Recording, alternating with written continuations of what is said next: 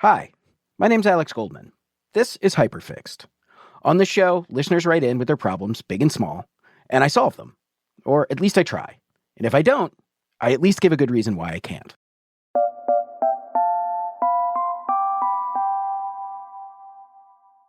So far, this show's been the small claims court of problems. Driving in New York City, grocery store refrigerators, diarrhea buttons. I mean, sure, the stories were sometimes undergirded by complicated science and historical deep dives, but the problems themselves are relatively personal and small.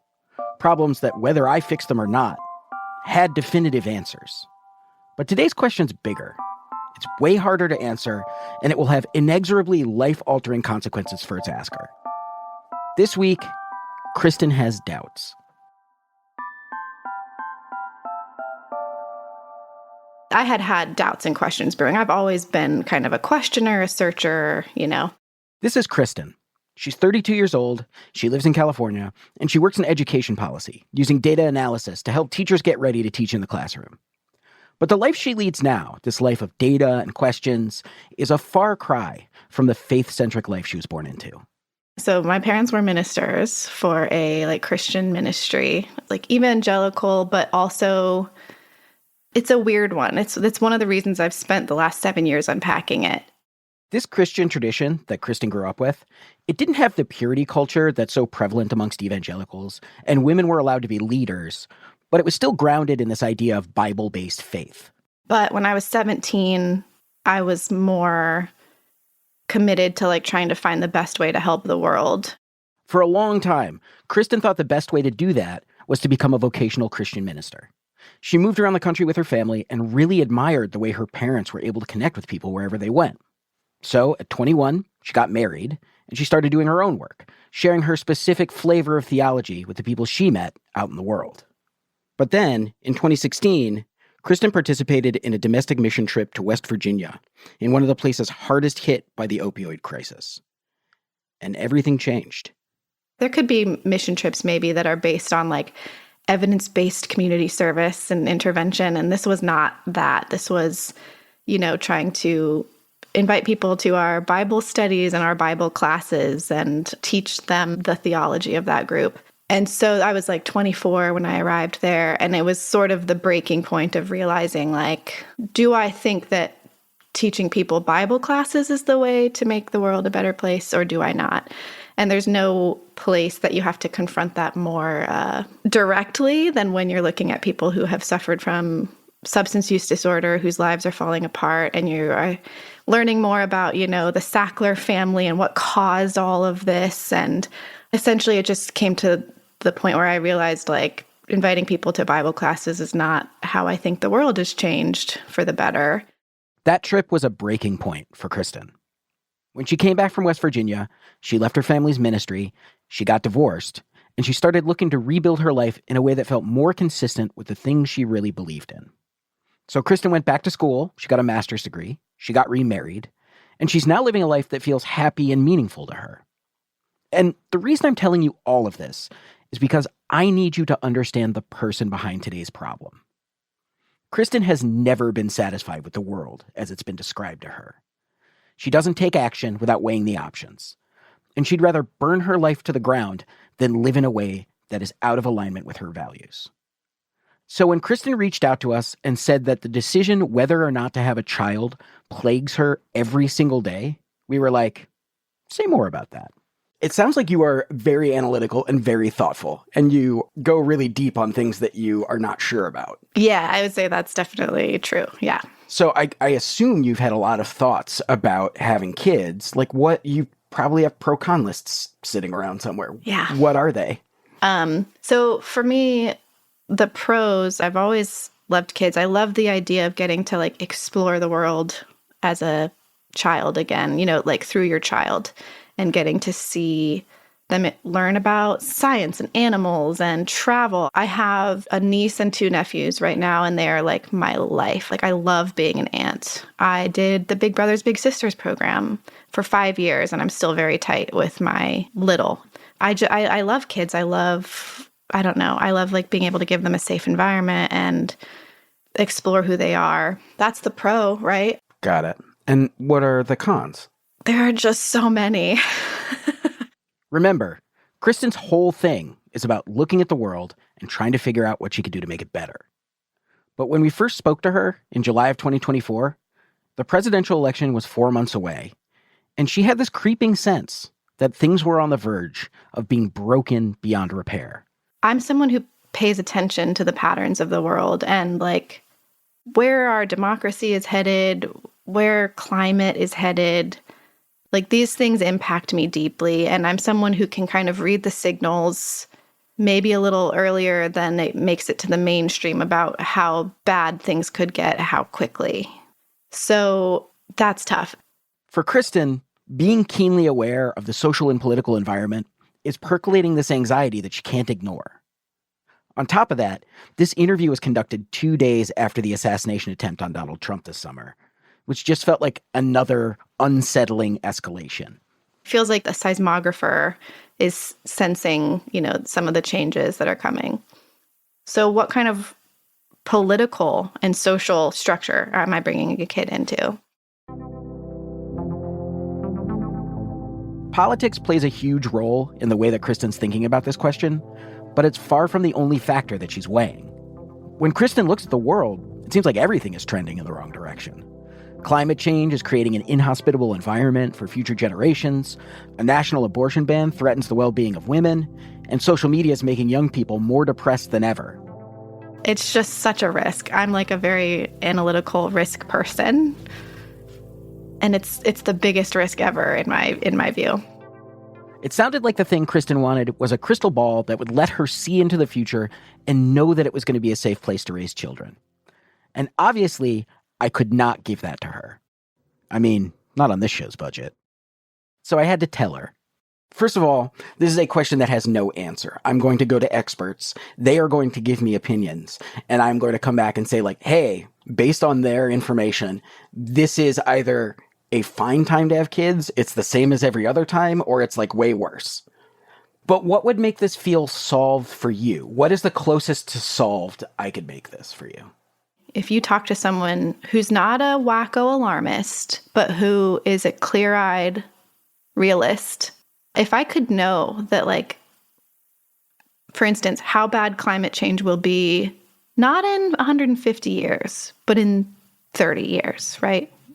If you could tell me that things are likely going to get really bad, that the demise of our democracy is not only possible, but likely, that we are likely to experience war or famine here in the United States, like those things would help me be like, okay, I'm actually more comfortable not having a child and instead filling those needs, like that desire for connection and service and nurturing in other ways. That would feel solved to me. Like I could be convinced that the risk is too great for me because I don't feel this internal need to have children. I could be convinced that the risk is too great and I could better serve in other ways. While I understand this is ultimately a problem that Kristin is going to have to solve herself, it seems to me like she just feels like she doesn't have enough data. Like if she could just have some certitude that the future wasn't going to descend into chaos, she'd feel comfortable enough to move ahead with having a kid. And look, I did say that the Hyperfix team would attempt to solve your problems no matter how big or small they were. So honestly, I'm kind of on the hook for this one. Wow, this is a tough one, man. I should have never taken this. I should have never started this podcast. It was a mistake. No hard feelings if you're like, this is not touchable. And of course, there's no easy, like, take this BuzzFeed quiz and find out if you should have kids or not. Maybe that's what I need to do. Maybe I need to take the information that I get from this and make it a take this quiz, and it will tell you if you should have children. That seems like that's just going to get me in trouble. There would be a way you could do it without doing it. You could say like, what are your biggest fears and concerns? And here are some things to look at. But that's less fun than like, what Disney character are you? Yeah, seriously.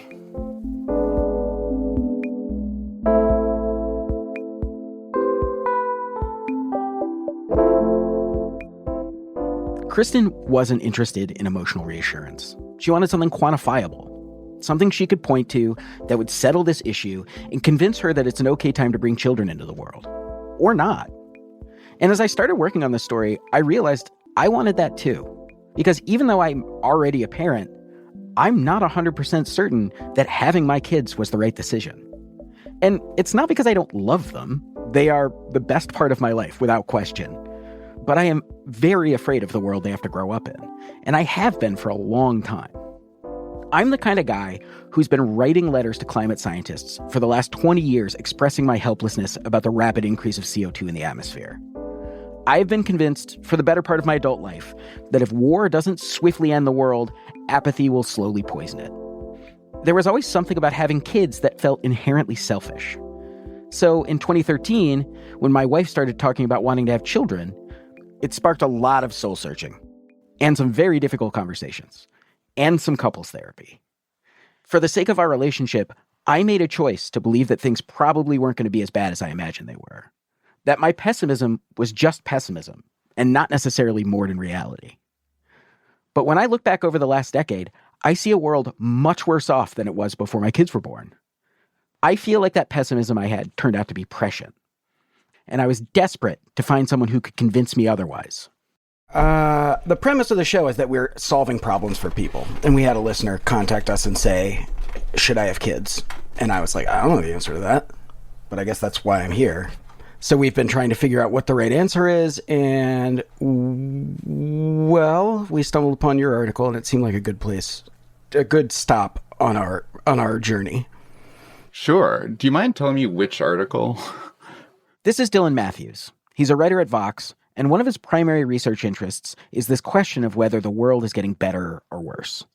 And if I sound like I'm already somewhat disengaged in the back and forth you just heard, it's because in 2018, Dylan wrote an article indicating that the world was getting much, much better. And to me, that just seemed preposterous. Oh, it's your 2018 article that's like 23 charts and maps that show the world is getting much better. Okay. Yeah. Okay, cool. In Dylan's 2018 article, he compiles all this data from all these different sources. And when you look at the charts and maps he's built from them, they do show progress, nearly all the way across the board. Since 1990, child mortality and super extreme poverty have fallen by a ton. Solar and wind energy have gotten cheaper. Literacy is on the rise, homicides on the decline, and thanks to medication becoming generally more accessible, people have generally become healthier. But all of these stats were measured from a global perspective, and all the charts were made before COVID. So I had to ask Dylan, how are you feeling about the world now? It's funny you asked that. I think like 2021, 2022, someone asked me to update it. And there were a lot of charts that you just like couldn't include because things had strictly gotten worse since the pandemic. Mm-hmm. And so I think I've gotten less hopeful in that I think we had this huge event that showed to me that like things really can get seriously worse for a number of years because just like something hits you like a meteor and throws everything out of whack. And like poverty went up because of COVID and mortality obviously went up because of COVID. And like all these things we've been making progress on, just like gains got wiped out because of this one virus. And so I think that doom pilled me a little bit. Now, this is exactly what I expected to hear. The world is getting worse, and my perfect, adorable children are going to have to bear the brunt of it. And then Dylan said something I was not expecting to hear. That being said, this is going to be weird to say, but like, I've become incredibly hopeful about climate, which is not like, are you I think the fucking mood. Kidding me? What? Dude? Okay, hold on. Before we go any further, here's what I know. We are like on track for 1.5 degrees of warming, at least. As far as I know, carbon emissions continue to rise. And every 4 years, we're faced with, at least in the United States, which is a major polluter, we're faced with like one party that wants to deregulate everything and then another party that kind of wants to deregulate some things. And it's like every time they make a climate commitment, and I understand that the Biden administration made a big climate commitment. Sure. I'm very proud of them. They also like... You sound very proud. It's like the Green New Deal gets like mega shot down. They're opening up new offshore drilling. Like there's all these things that to me say like, we're still very committed to like oil and gas. And shit seems to be getting worse. So now that my rant is over, and I apologize. Almost none of which I disagree with, for the record. Okay, great. Okay, so tell me why you feel hopeful, because if you can turn me around on this, you'll change my life. So I think in life, almost everything becomes a question of baseline. So if your perspective on climate is this bad compared to if we had not fucked up the climate, then yeah, it's really bad compared to if we had not fucked up the climate. It's very hard to thread the needle on this because, like, a lot of people are going to die because of climate change. And, like, there's no way to sugarcoat that and make it not horrible. Where I feel a need to push back is when people talk about, like, the world being worse than it was, like, when we were growing up or becoming uninhabitable. Dylan explained that the reason he's feeling so much more optimistic about the climate has a lot to do with the most recent report from the Intergovernmental Panel on Climate Change. The IPCC does a ton of work forecasting what climate change will look like. And a few years ago, they said we were on track for a climate worst-case scenario. We're talking mass extinctions, permafrost melting, catastrophic feedback loops that destroy the entire world bad. But recently, the IPCC revised their view of our climate future from the worst-case scenario to what's called the intermediate scenario, which is still bad, but markedly less bad. Based on the very limited action we've taken to address climate change since 2019, forecasts of the future are already like 70 to 80% better than they were before. I think also just the passage of the Inflation Reduction Act, and again, like, I don't disagree. It's not enough. I also just had very, very low expectations for the U.S. Congress. I didn't think they were going to do jack shit. And they instead passed this, like, $1 trillion bill that keeps, like, adding in costs every time they reestimate it because people keep wanting to use the subsidies and buy more EVs and build more solar plants. Dylan points out that batteries and solar energy are already cheaper than coal. And he says we'll soon get to a point where they're cheaper than natural gas, too. And at that point, you don't have to rely on the benevolence of the folks in charge who are not benevolent. You just have to rely on their greed. So anyway, it's a nuanced situation, and I don't want people to hear this and be like, Dylan doesn't give a shit about climate change and he thinks it's all fine. It's not fine. It is less not fine than it was even like 5 years ago. I do have to admit, I was moved by this a little bit. But climate change was only one of like a litany of concerns that Kristin and I were carrying around on our backs. And I wanted to ask Dylan to account for the other stuff that was scaring me about the future and tell me why I felt so bad about the world if all the data continued pointing toward progress. I found the hard way over the years of like trying to make this point that saying things used to be much, much worse doesn't really comfort people about their current situation. I think just like psychologically, there's some block there. And I think that's like a very natural and human thing. But where I get off the train is, I think all of that progress that did happen in the past happened because people refused to be fatalistic.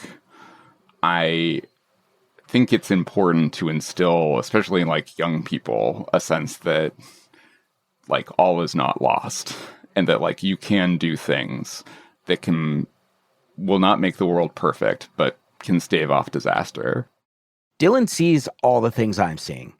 He's not naive. He's looking at the world with clear eyes, and he understands that things feel bad. But that view of reality, it just wasn't reflected in the data, at least not right now. Even so, I needed to know if that trend line was going to continue to inch in the direction of progress and justice, so I could go back to Kristin and tell her, yes, your kids have a shot at the good life, or no, America's probably going to turn into the Thunderdome. And it turns out there's this organization called Our World in Data, whose goal is to collate information on trends related to the world's biggest problems.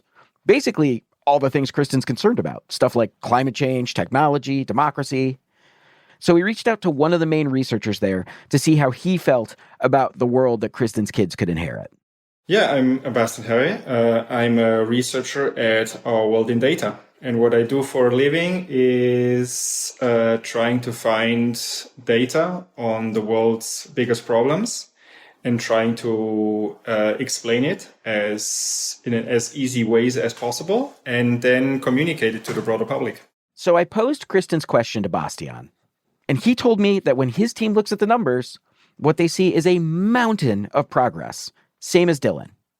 And like Dylan, Bastian was not trying to convince me that sea levels aren't rising, that fascism isn't creeping, or that things aren't generally pretty bad.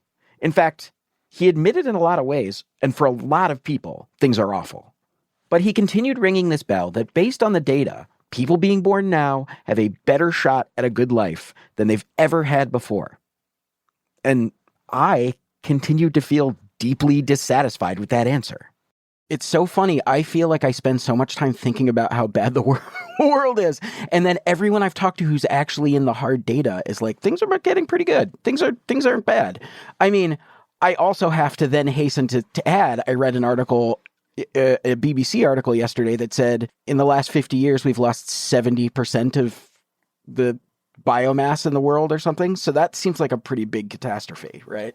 Yeah, right. And we're also writing on that, right? We just also published a few days ago, right? Based on this new data, my colleagues who are also reporting on that, right? So we don't want to make light of the many challenges that the world facing. They're certainly there, right? And we have to take them very seriously. But I think there are two enemies. There's the enemy of complacency by saying, oh yeah, just things are just getting better, right? Look at how much better we have it now than 50 years ago or 200 years ago. It's just going to continue like that. And that, of course, is far from guaranteed. It's just not guaranteed, right? We achieved this progress by a lot of people seeking progress, working towards progress, developing new vaccines, protesting in the streets, pushing for political reform. And so this is how it will also have to continue moving forward. At the same time, there is this doom scrolling, right? There's the risk of despair, right? People just despair. They feel like everything is getting worse. We're moving in the wrong direction across all possible indicators, and they don't think progress is possible at all anymore, or it never was. And that is also not true based on the data that I'm looking at. And so I think we have to chart this course where we hold three ideas again at the same time, right? The world is awful, the world is much better, but the world can be much better still. And that will hinge upon us taking sustained action towards progress.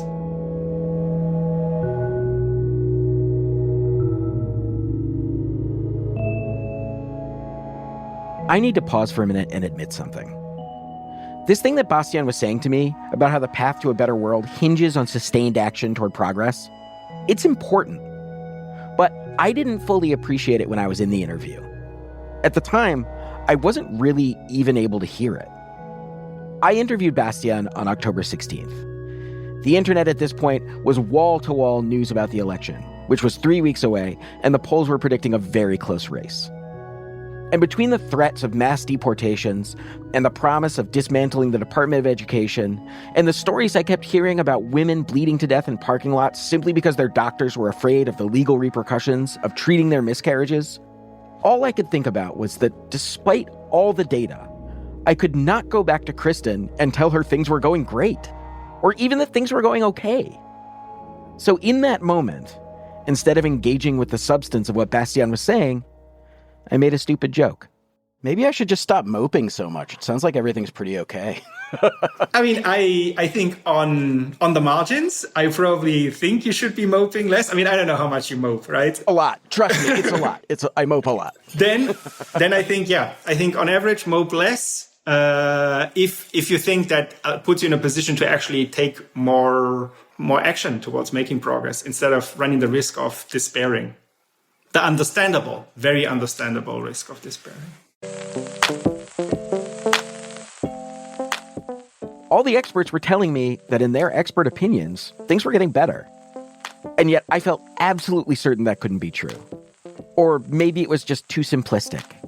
Or maybe because of the new accelerated rate of change in the world, their algorithm-based models were failing to capture just how uncertain the future of America had become. So without fully appreciating what was happening, I went looking for a model that would match my view of the world. That's after the break.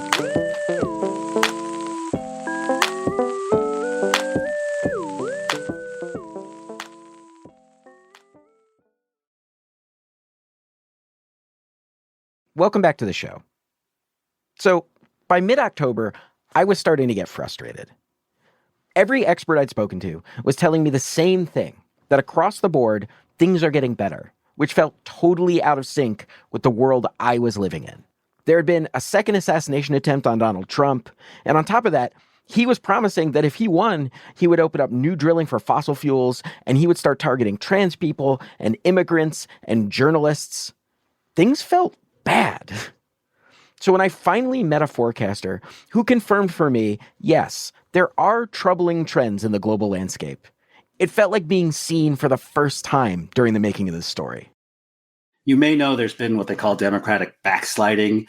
There's been a rise of autocracy around the world and some democracies not doing as well. This is Robert de Neufville, and he's a super forecaster, which is a real title that can only be earned in a competition by the intelligence arm of the government to determine how well people can predict the future using data. Robert has successfully predicted things as consequential as Russia's invasion of Ukraine and as trivial as Pantone's color of the year. And the one thing that he said worries him about the future is this issue of democratic backsliding, where formerly democratic countries elect autocratic governments. So some people are concerned about this. I don't think it's some kind of long-term secular trend that I would expect to continue. I think probably the world will continue to get a little bit more democratic. But there has been this trend, and I'm particularly concerned about the United States. And I'll be honest with you, if this is a partisan thing, people may want to reject it because it sounds partisan. But if Trump got elected, I probably wouldn't have a kid 3 weeks, or wouldn't decide to have a kid 3 weeks from now. And I don't know what's going to happen in the U.S., but I'm concerned about it. I'm anxious about it. And I don't think that's crazy. I mean, hopefully it won't be like Europe in 1938, but there were people that got bad feelings in 1938 and they were right. So I don't think that kind of decision-making is crazy.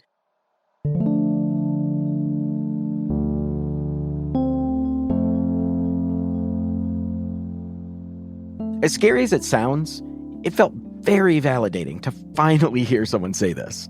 And to be clear, Robert hastened to add that he still feels generally optimistic about democracy, and like every other expert I spoke to, he believes that the world is generally trending toward progress, even though it doesn't always feel that way. And there was something else he said that really resonated with me. Before we got off the phone, I asked Robert, in light of the comments he made about Trump and his fears about democratic backsliding, does he think it's any more or less ethical to have kids now than it was 40 years ago when I was born? And at first, he sighed and said something I'd heard before about how we don't remember the past being as stressful as it is today.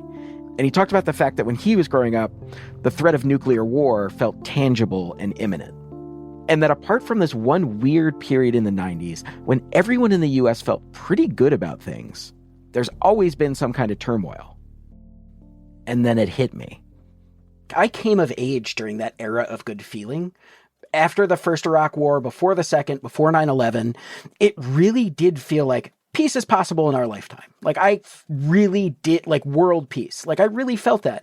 But also, at the same time that was happening, there were like incredible atrocities going on in like Sudan. There were incredible atrocities going on in like Chechnya, in places that just I was not aware of. Like I was too young and too dumb and too sort of concerned with only my little corner of the world. So I didn't think about those things. But I do remember that period, and it's really hard for my experience of the world not to be colored by this idea that like, oh, there was a period of time where there was like this real feeling that peace in the world was possible. Yeah, I think it was possible at that time to imagine that those were just pockets that peace was going to spread to those bad areas. I think that was wrong. I think the idea that we were at the end of history was always kind of silly. But I also think that if we were too high then, we might be too low now. That things feel better and worse, but the overall trajectory is up. And things might be worse for a while, locally and temporarily. But I think the overall trajectory is probably up. It's a hard perspective to hold on to, though. For better or worse, my view of the world was shaped by those Elysian days of the mid to late 90s. And getting an acknowledgement out of the blue that they were incredibly anomalous and have not been repeated in history didn't exactly resolve my fears about the future, but it at least made me able to see that they've definitely been skewing my baseline understanding of the world. So if she has kids and decides she made a mistake, can I blame it on you and have her give you a call if she needs to complain about it to somebody? None of this is family planning advice. Please don't construe it, or investment advice or anything.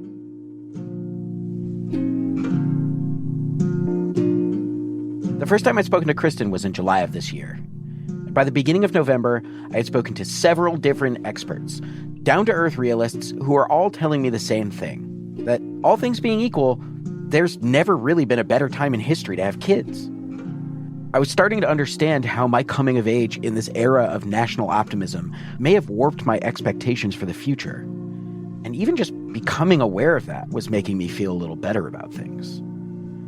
But I was still struggling with what to say to Kristin. So I spent some time combing back through all these conversations I'd had about the future.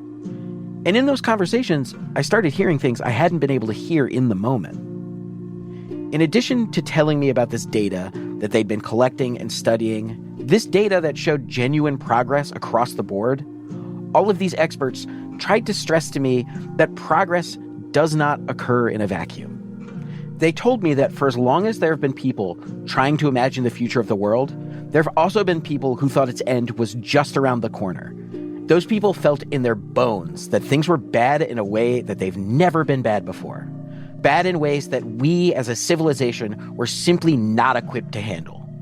And those people have always been wrong. But the fact that they were wrong isn't really the important part of the story. What's important is understanding why.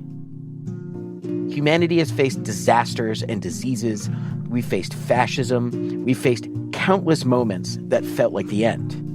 And every single time, the thing that diverted us from the path of destruction, that kept us on the path of progress, was people who refused to be fatalistic. People who believed that we didn't have to accept the forecast, who believed that a better world was possible and decided to fight for it. So, while I can't ultimately tell Kristin whether or not to have kids, what I can say is that when I imagine the ideal parent, it's someone who doesn't accept the world as it's explained to them. Someone who believes that a better world's possible. It's someone like Kristin. And I wanted her to know that. But then, on November 5th, Donald Trump won the presidential election. And I just assumed that was that. No matter what I said, the door was closed on Kristin ever having kids. But I still wanted to know how she felt. And I still needed an end for the episode. So I called her to talk about it. Hi, Kristin. Hey, how's it going? And when I reconnected with her 1 week after the election, I was surprised by what I heard. So before the election happened, there was this narrative in my mind that because I felt on the fence about this decision, I had this idea that if Kamala wins, that will be a sign that our country is moving in a good direction and things will be stable, at least for a while. And that'll be more of a green light to yes. And if our country elects Donald Trump again after everything we've seen, that will be more of a closed door and a reason to say no. And that was like late Tuesday night here on the Pacific coast. I could see that Trump had basically definitely won. So as I was going to bed, that's sort of where I was at. It's like, okay, well, this is what I said. Like, if he wins, this is kind of a no for me. But in the days following, I think for me, the fact that he won the popular vote is actually slightly helpful in a sense of like, okay, this wasn't a fluke. We can't blame the Electoral College. Like, the majority of voters chose Trump. So this is the reality that we're living in. And also realizing very clearly that like how I handled things last time is probably not going to work again. I think a lot of us were kind of stumbling through how to live in a reality like that and how to, for me, I'll just speak from my side, like I was a little infant in how to take up the cause of justice and how to show up in micro activism or, you know, making my voice heard. Like I was really green and figuring that out last time. And so that has almost made me rebellious and feel like I actually want my own house to be full of joy and wonder and curiosity and fun and love. And if kids are going to help me do that. Wow, this is not what I expected. I'm not saying I'm for sure yes, but I'm not sure that I want to give up that power to make my own house as happy as it can be and to live in a way where I'm dictated by what's going on Twitter or in Washington, D.C. For Kristin, it turns out that her opinion of the world, her pessimism, wasn't particularly affected by all the statistical data I've thrown at her. What has moved the needle for her was being forced to confront a world that feels terrifying and unsafe and immovable, and deciding not to let it dissuade her from building the future that she wants. Something about Trump winning and him winning with the popular vote, like it was just crystallizing, and it almost let me let go. I was so white knuckled about how I thought the future should look to make this decision. And now that's blown up. Fuck it. We have to make the decisions with the world we live in. How do I want to move forward? Rather than caving to despair, Kristin has already decided to fight for the future that she wants, for her own happiness, and for the better world she's been dreaming about since she was 17 years old. So the real important question is, even though it sounds like you have come to this completely on your own, can I take credit for you having made this decision? Emma can take credit. No. Hyperfixed was produced by Emma Cortland and Amor Yates. It was also edited by Emma Cortland and Amor Yates. It is hosted by me, Alex Goldman. The music is by the mysterious Breakmaster Cylinder, and also by me. It was engineered by Tony Williams. Fact-checking by Sona Avakian. You can get bonus episodes, join our Discord, and much, much more at hyperfixedpod.com/join. Most recently, we're doing a competition with premium members to remix the Hyperfixed theme song, the song you're listening to right now. The winner gets a free year of premium Hyperfixed for themselves or to gift to someone else. I am very excited to hear how those turn out. Also, this show can't exist without your problems to solve. So please head on over to hyperfixedpod.com and submit your problems. Hyperfixed is a proud member of Radiotopia from PRX, a network of independent, creator-owned, listener-supported podcasts. Discover audio with vision at radiotopia.fm.